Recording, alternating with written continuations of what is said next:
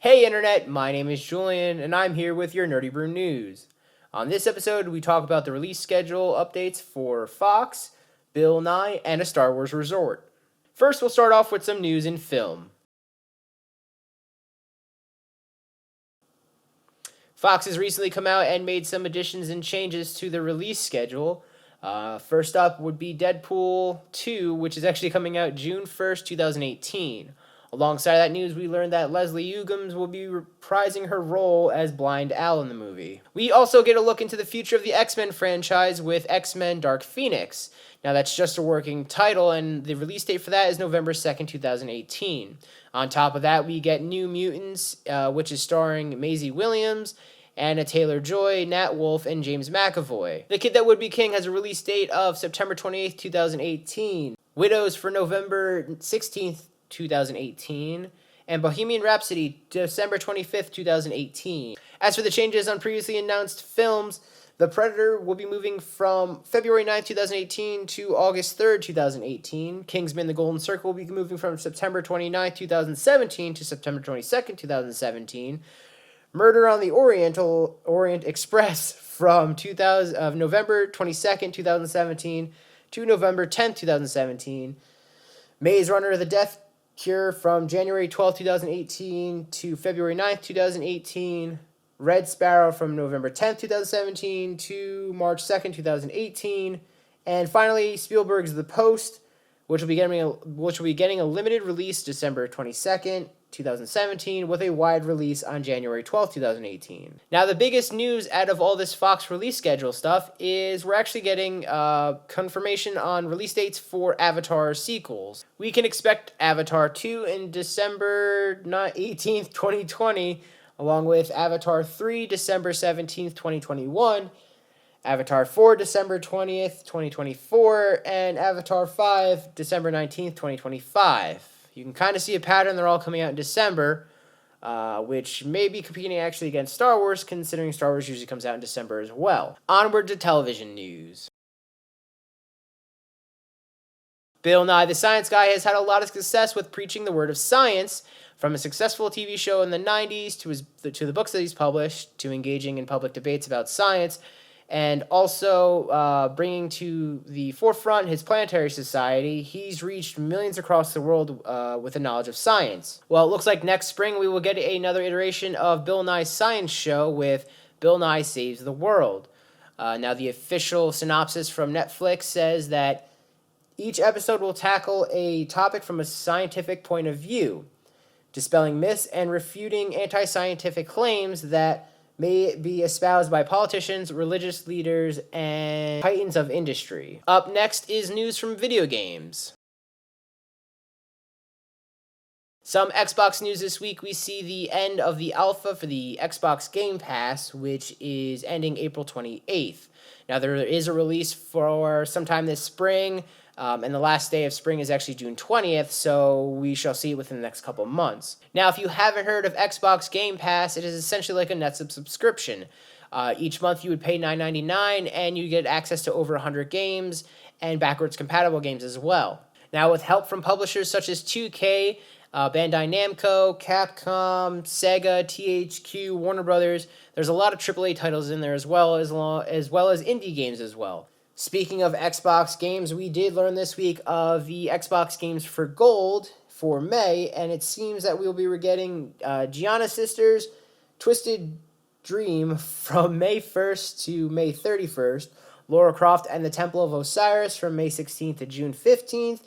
We're also getting Xbox 360 backwards compatible games such as Star Wars The Force Unleashed 2, from May 1st to the 15th, and Lego Star Wars The Complete Saga from May 15th to the 31st. May 16th to the 31st. We also see that Contra, Robo Blitz, Golf Tee It Up, and Gin Rummy are now all available for purchase as backwards compatible games on Xbox One. And here's the list of games coming out for this week. Mario Kart 8 Deluxe is coming out for the Switch.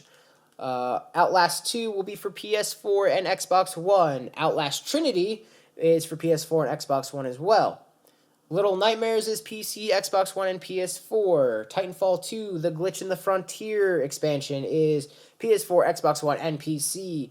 Tom Clancy's Ghost Recon Wildlands Narco Road expansion is for PS4, Xbox One, and PC as well. We have ACA Neo Geo's Galaxy Fight Universal Warriors for the PS4.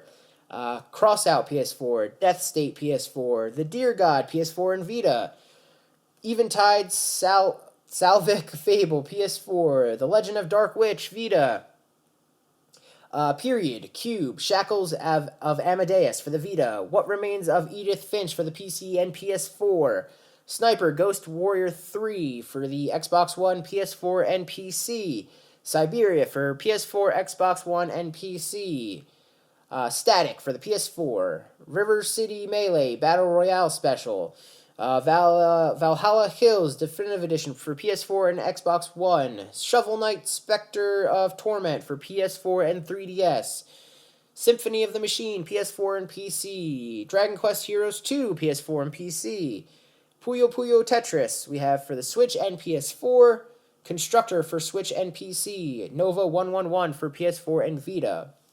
Now, there is a long list of PC games that will be running by right here, and that should have taken enough time to go through them. Our last bit of news is actually a general entertainment news, so let's just jump right into that.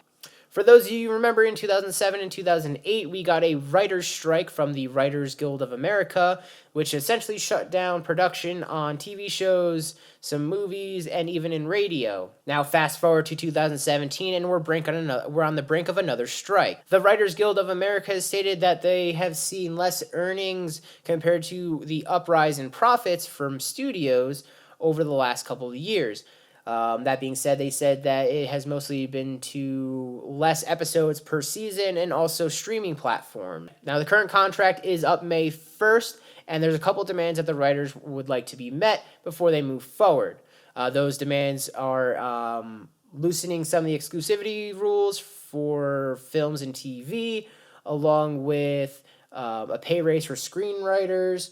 They also want increased script fees for cable and streaming platforms, and also better health insurance. Negotiations are to resume April 25th, and there's no word of yet if it will come to a close before May 1st, as previous negotiations have not been successful. Not only does this affect us as viewers as content, but it also affects all of the production world, from caterers to costumers to stage designers to managers. Everyone in that world gets affected by this, because essentially, if there's no writers and there's no content to be made, nothing can be produced. Not only that, it does affect even movie world, not just TV, because there's no ability to do rewrites on scripts while the films are being made, which can affect the outcome of the production later on. The last news I have for you today is about a Star Wars themed resort. As Disney's Star Wars Land opening looms in the near distance, there's talk about possibly opening a Star Wars themed resort, and it's unlike any other Disney resort out there. Now, this resort will not only just have decor in your room from Star Wars and make you feel like you're in a Star Wars world, it'll be fully interactive as well. So what does that mean? That means you're paying $1,000 for 2 nights per guest to stay in the resort, but that includes access to Star Wars Land for 2 days. You also get dinner, lunch, and breakfast there. You also get access to their fitness centers, their pool, a cantina, what else? Interactive training from Lightsaber and Starship, and also partake in special missions while you're there. Now, it's interesting to see that they said access to Star Wars Land and not specifically Hollywood Studios, as Star Wars Land will be an expansion from Hollywood Studios. Will that mean that you only get access to that area of the park and not the rest of Hollywood Studios? We're not really too sure yet, as this really is just a rumor itself and not an official thing. That being said, if it is exclusive access to just that area of the park, I don't really see that it would be worth it to spend $1,000 just to stay at a hotel and be in one small area. Also, will that mean that on the flip side, people who have access to Hollywood Studios, will they have to pay an upcharge to go to Star Wars Land? Really no word yet. It's not coming out for another year or two. Until then, we'll just have to wait and see for more information. That's it for me here at the Nerdy Brew News. If you enjoyed this video, go ahead and give us a like. If you want to be the first to see these videos in the future, go ahead and subscribe.